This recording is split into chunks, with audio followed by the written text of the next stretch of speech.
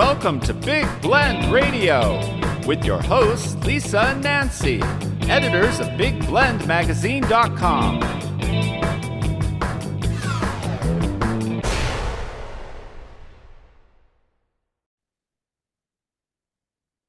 Hey everybody, welcome to Big Blend Radio. Today's show focuses on the documentary called The First Step. It's an independent production of Meridian Hill Pictures, and it focuses on how in America that is kind of divided as we look around. Come on, we know it is.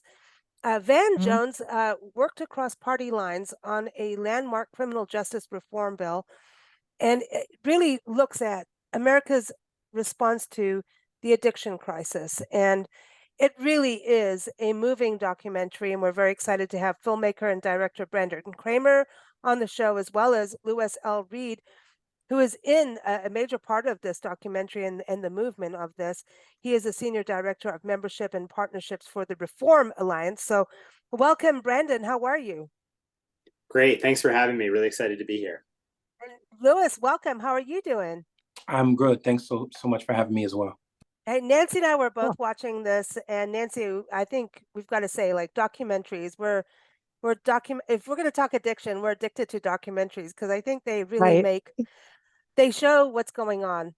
And I think what's so beautiful about this documentary is it shows two sides coming together in a way that I know ruffled a lot of feathers, right? I mean, it really did. And it makes, honestly, just before we watched this, I was talking to people that, we just met, and I'm ready to throw in the towel on how politics works in this country. I just feel like it's out to lunch. Like we need to, we need a new system. Yeah.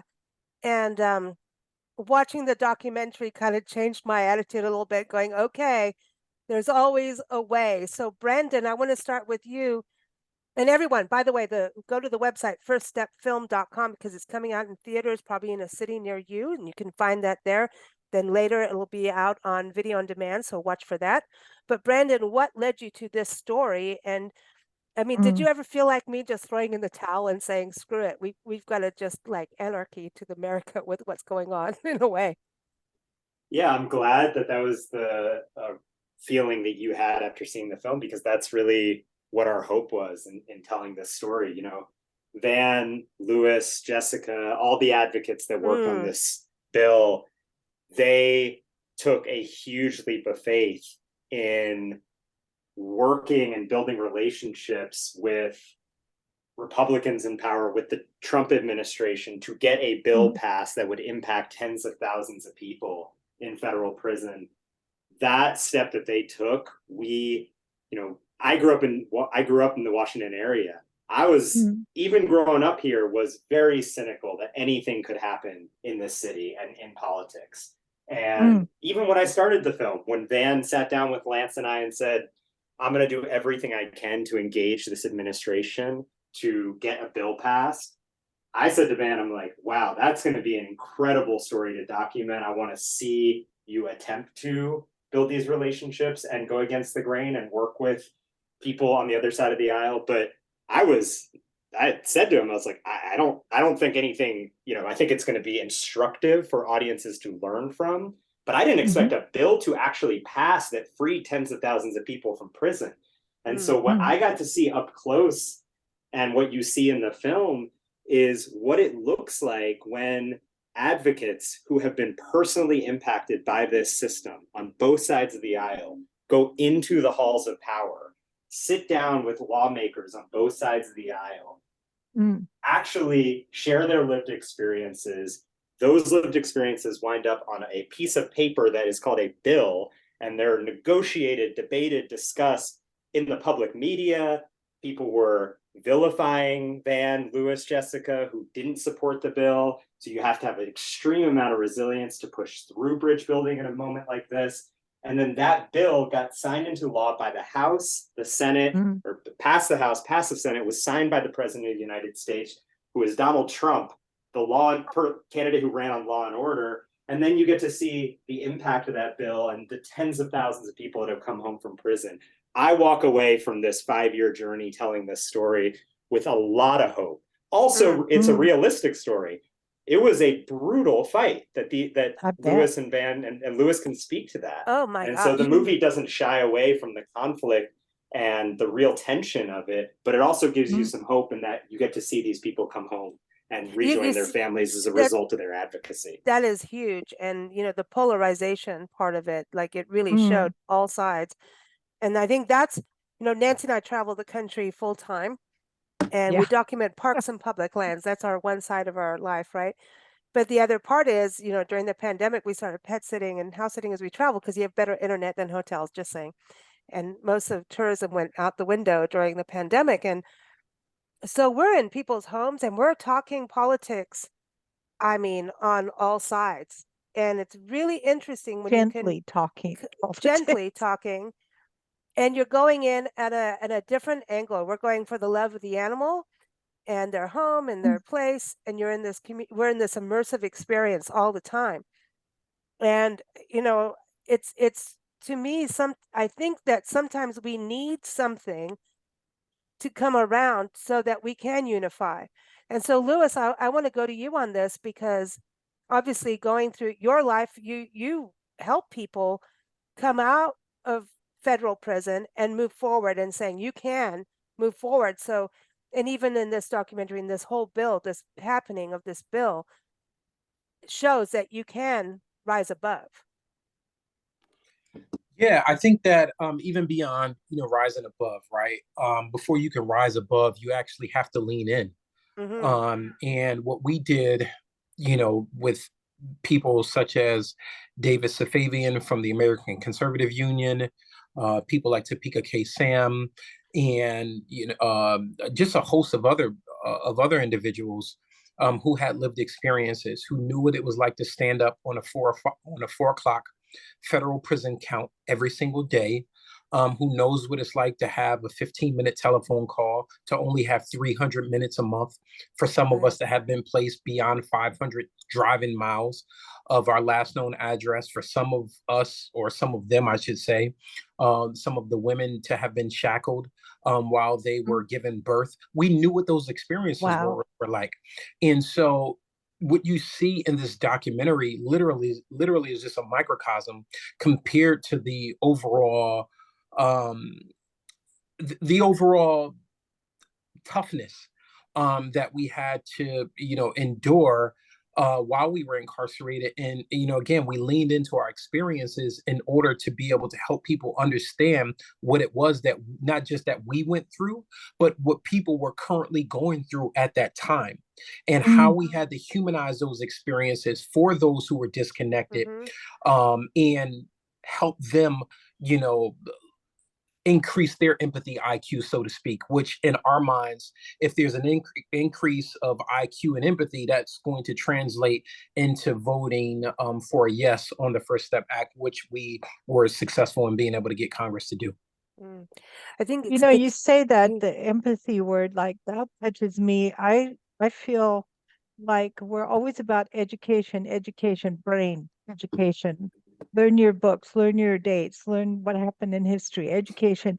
But we rarely talk about education of the heart. We really don't.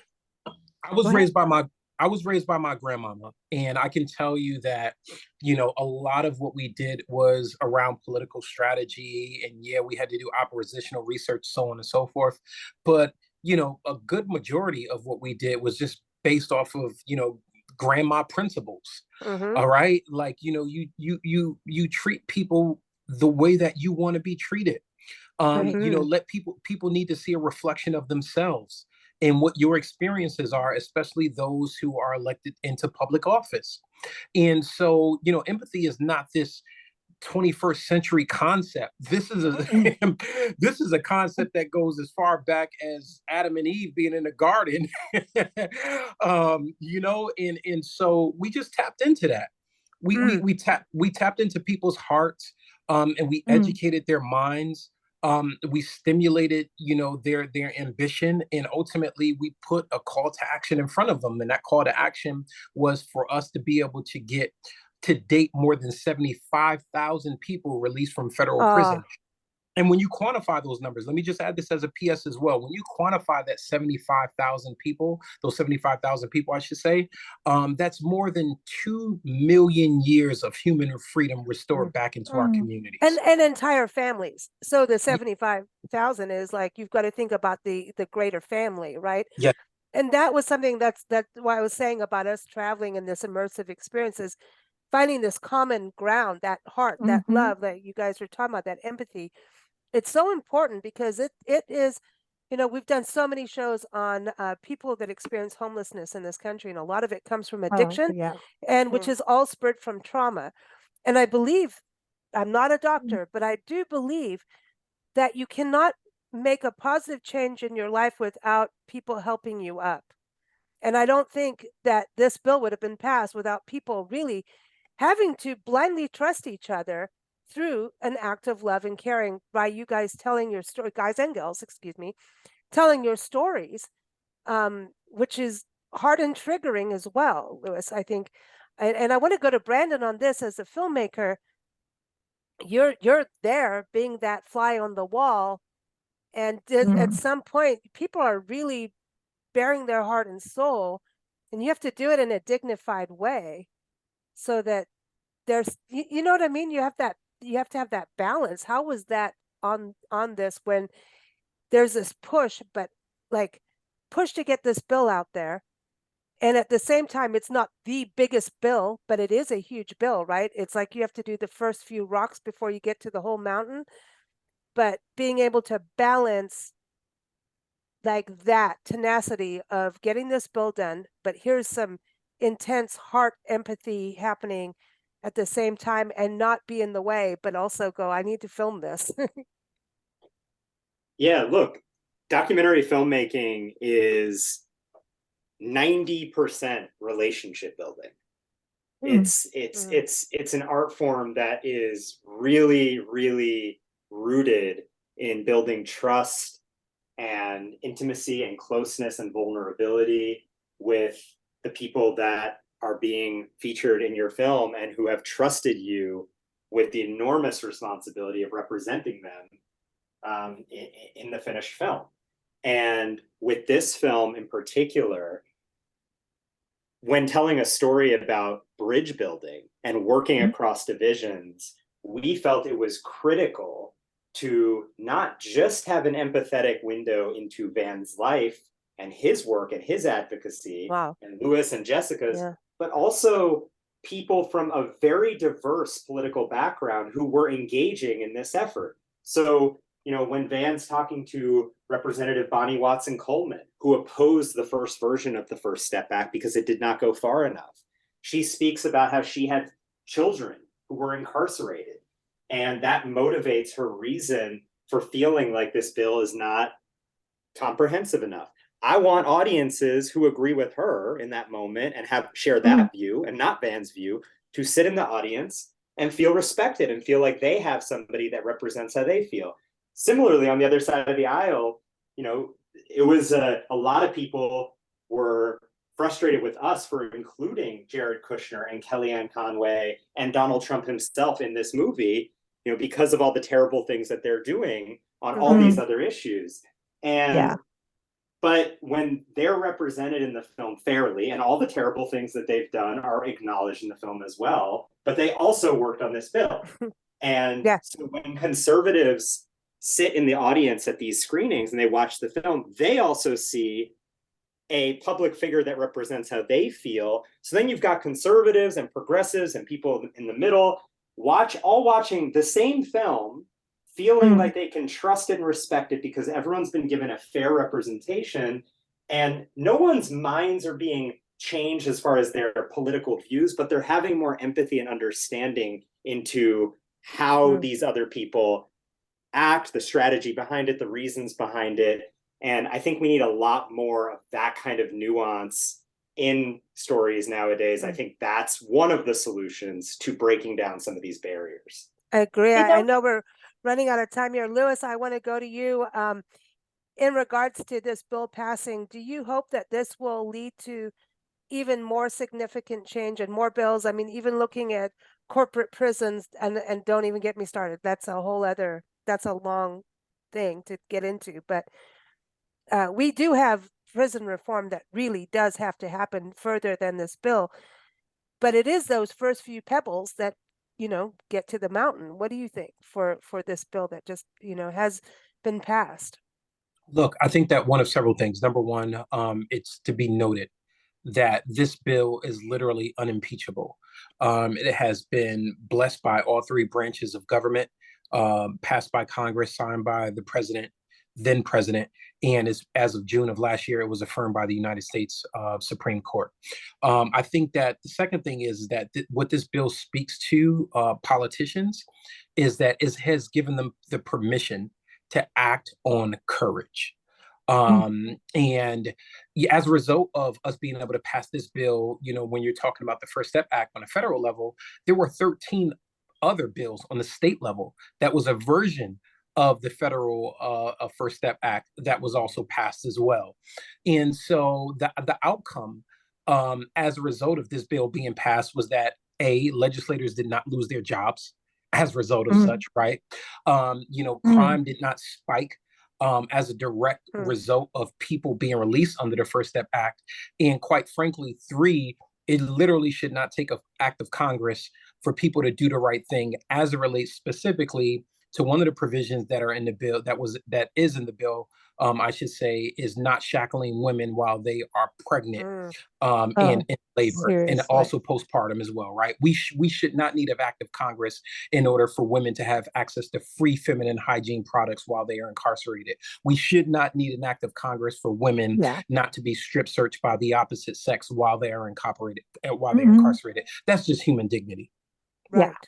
Absolutely. Exactly. There's so much to go from this, and I think it's a springboard to do better as a country, for sure. And you do show us that we can get along and move things forward in the right way. And it's complex. It's a complex story, and it's complicated. And I want everyone to see it. Everyone, please go to firststepfilm.com to see where you can see it in a theater near you. And also for the follow-up when it gets out in video on demand. You can also keep up on Instagram, Twitter, and Facebook under First Step Movie. And also keep up with Lewis at lewislreed.org. Thank you both for joining us. Thank you so much for having me. Thank you for